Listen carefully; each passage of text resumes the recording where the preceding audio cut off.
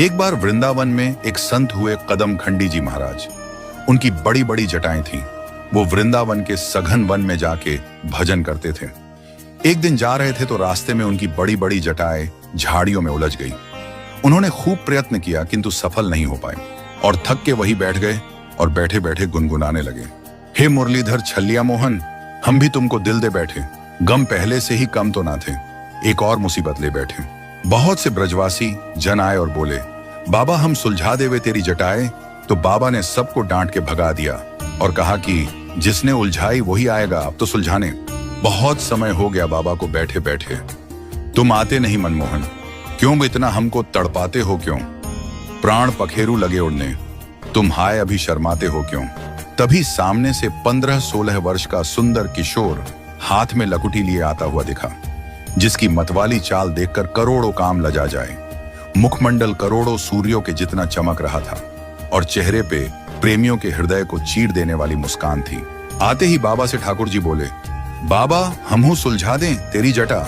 बाबा बोले, आप कौन हैं श्रीमान जी। तो ठाकुर जी बोले, हम हैं आपके कुंज बिहारी।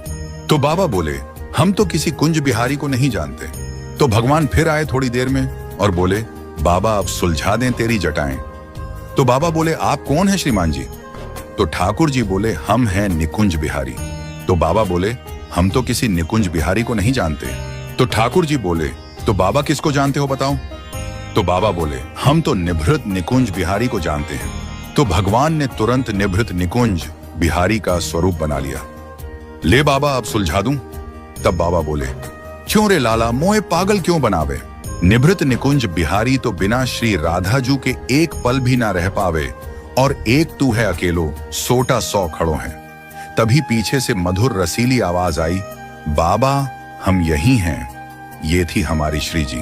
और श्री जी बोली, अब सुलझा देवे बाबा आपकी जटा। तो बाबा मस्ती में आके बोले, लाडली जो आपका दर्शन पा लिया, अब ये जीवन ही सुलझ गया, जटा की क्या बात है। मित्रों, हमारी राधा रानी बड़ी ही दयालु है। आप एक बार सच्चे मन से पुकार कर तो देखिए, हमारी श्री जी अपने भक्त के बुलावे को अस्वीकार करें, ऐसा हो ही नहीं सकता। तो आज से ही घर में यह नियम बनाइए कि जब भी आपको समय मिले तो राधा कृपा कटाक्ष का पाठ जरूर करें।